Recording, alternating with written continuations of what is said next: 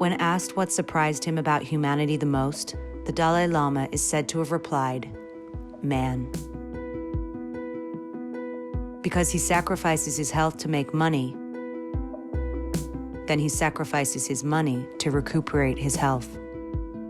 And then he is so anxious about the future that he does not enjoy the present. The result being that he does not live in the present or the future. He lives as if he is never going to die, and dies having never really lived.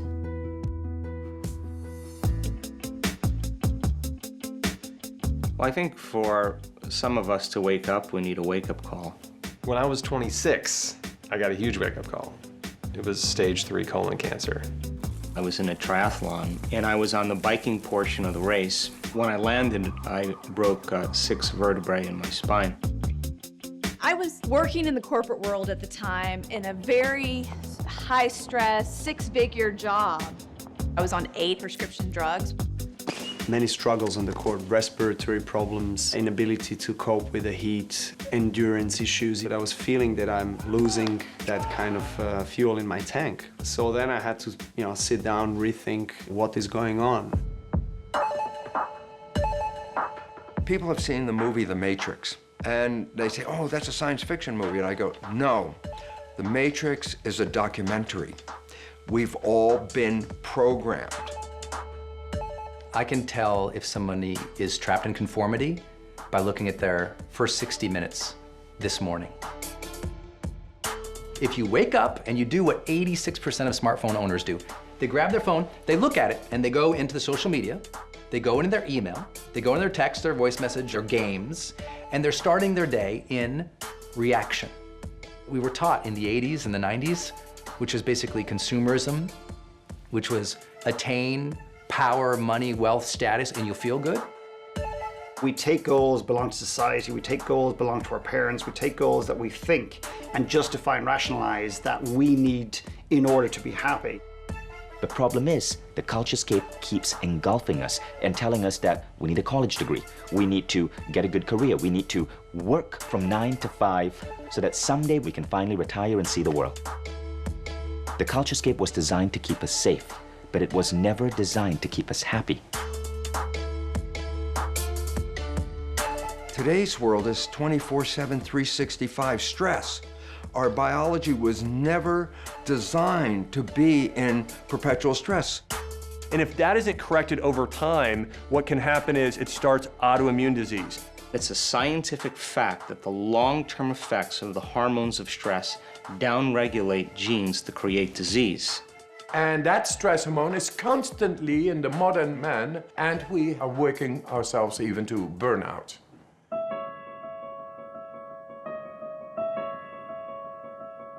We all know the world is in tremendous crisis and peril today. People are overwhelmed and they don't know how to process it.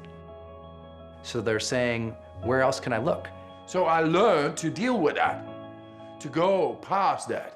That made me able to swim under the ice or run marathons barefoot or climb Mount Everest, Kilimanjaro, all in shorts. We are able to go back to the depth of our physiology far more than scientifically stated to prevent from disease, prevent from depression, to have a lot more control over your life. Happiness, strength, and health. Those are the most important assets of life.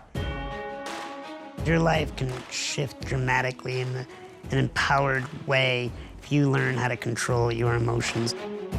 After that, I felt so strong as a tennis player on the court, and I recovered better. I had more endurance, I had more clarity of mind. All of a sudden, the horizons of life opened up to me. Regardless of profession, everybody wants to be healthy and thrive in well-being. We are, all of us, without exception, sitting on top of mountains of untapped human potential. All great things begin on the inside. It begins with transcending your fear-based belief systems because you begin to create momentum, and that momentum can really begin to change your life. Now is the time to take our passions and our quirks and our visions and bring them out into the world, because there never will be another one of us.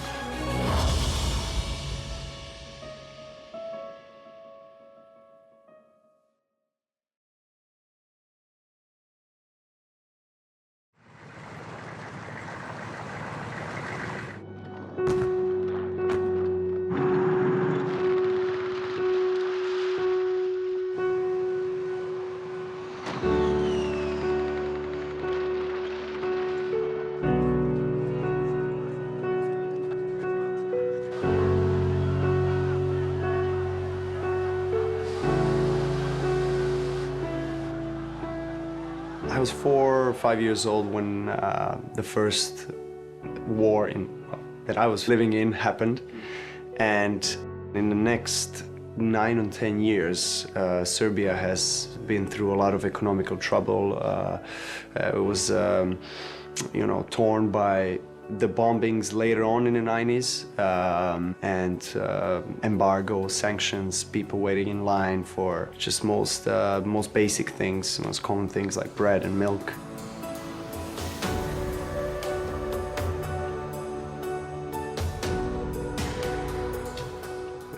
My family fought for €1 each day, going undergrounds in the shelters, to basically seek for some kind of safety, because you never knew what is going to happen next.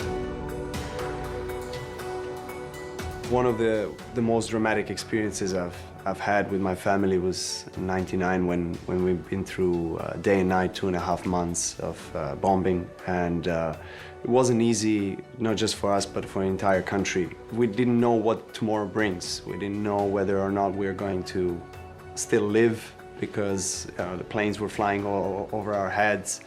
We're waking up every single night for 2 months and just praying and hoping that, there's going to be an end of that, just behind the corner, because war never brought good to anybody, whether you're historically on a winning or losing side.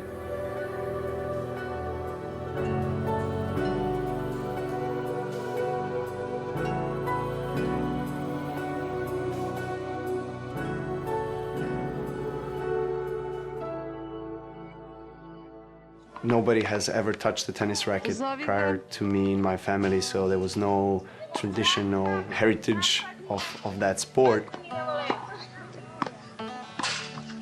When I was 4 years old, to have 3 tennis courts being built just in front of the restaurant that my parents were owning.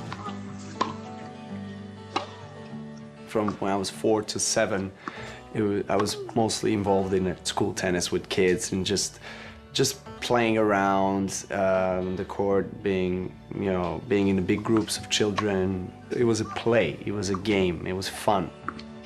When I was 7, I think that's the first time that I really had a clear vision of what I want to achieve and who I want to become in tennis. I just knew I want to become #1 and win Wimbledon, and I had such a clear vision in my mind. I was even creating this Wimbledon trophy out of some plastic materials and just a little paper, and just trying to create visions and images in my mind, and create something that would serve as a motivation and inspiration for my life.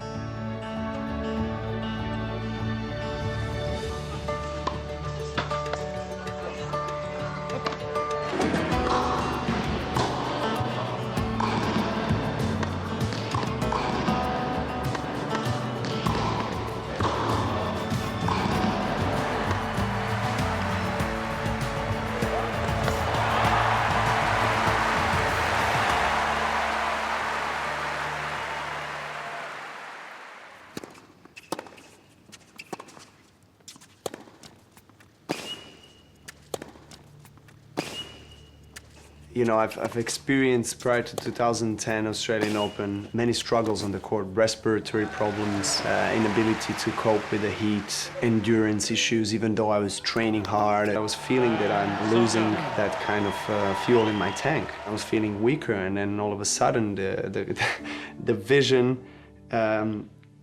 it became different. I didn't see the court as wide as it was at the beginning of the match, and I had blurred vision. I couldn't catch breath after each point was finished, and in no time he was a winner of the match. And I remember that between 4th and 5th set, I went out to throw up, and felt my stomach was aching. I felt my energy was so low, and my nose was blocked, and there was plenty of things going on. And that was not the first time. I didn't understand that there is this nutrition part that was blocking me in a way, because I wasn't eating correctly, even though I thought that I was. Sangha leads by 4 games to 1.